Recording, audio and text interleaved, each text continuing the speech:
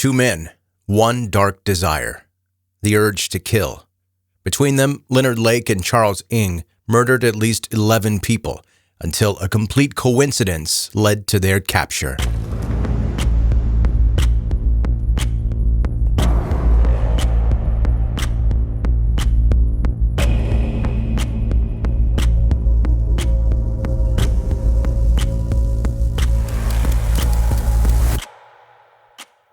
Welcome to 10-Minute Murder, brief and bingeable true crime. My name is Joe, I'm the host, and thank you for joining today. How are you? Hope you're doing well.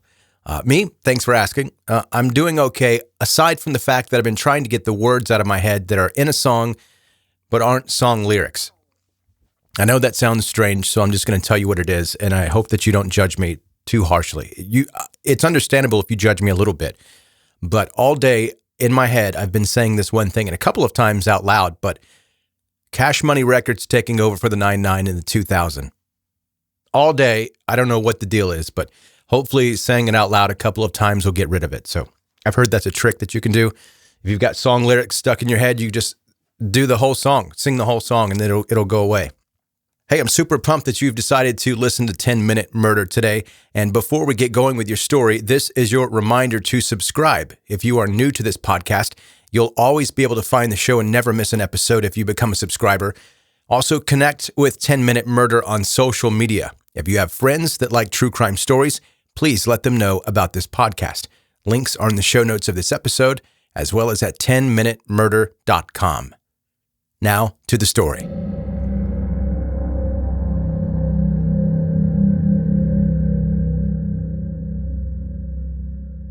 Most serial killers follow some kind of pattern. Ted Bundy's victims were all women who looked very similar. Jack the Ripper targeted sex workers, and Jeffrey Dahmer preyed on black men.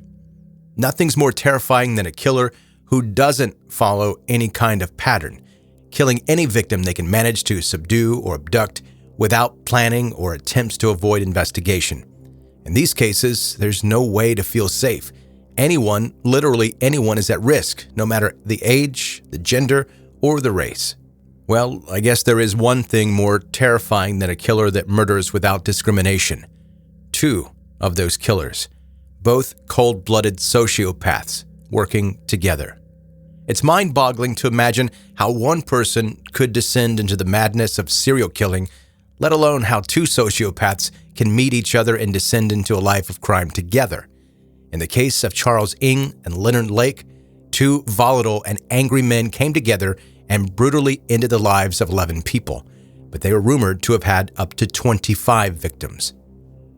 Their lack of preference for who they killed might set Charles and Leonard apart from a lot of other serial killer profiles, but in some ways, they do fit the mold.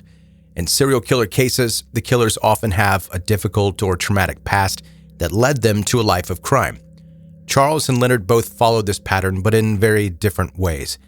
One half of the pair, Charles, had a difficult childhood. He was physically abused by his dad, got expelled from a string of schools for his behavior, and ended up being arrested for stealing as a teenager. Although Charles didn't meet his future accomplice until adulthood, Leonard Lake's childhood also showed signs of the man he would become. But unlike Charles's traumatic childhood, Leonard's early years were already full of the desire to hunt and control others. As a young boy, he was encouraged by his grandmother to take naked photographs of his sisters, and he soon developed an obsession with violent pornography. He was a smart kid, but he spent his spare time catching wild mice and dissolving them, still alive, in chemicals. As Leonard grew, so did his fascination with violent sexual acts. His first marriage crumbled after his wife found out that he was not only viewing sadomasochistic BDSM pornography, but he was also creating it and starring in it.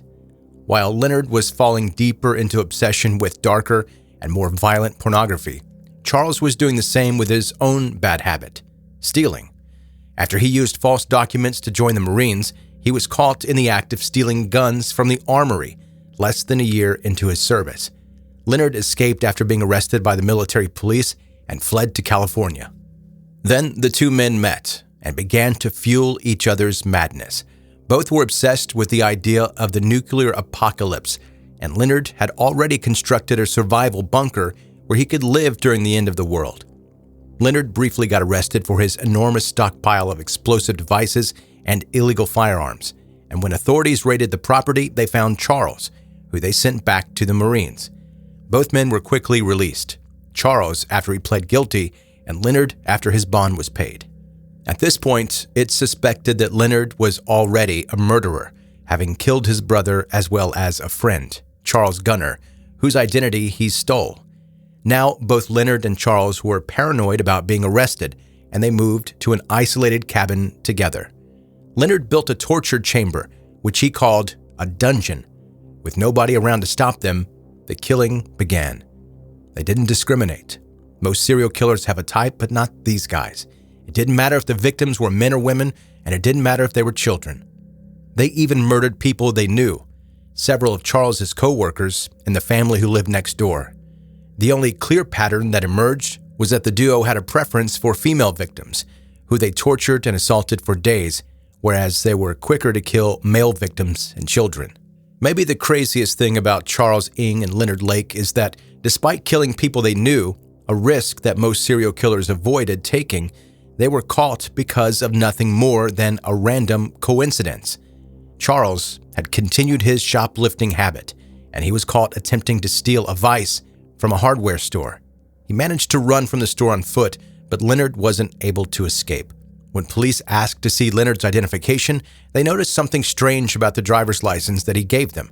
He was using a driver's license of someone who looked completely different, and police were suspicious immediately. But then they saw the name on the license.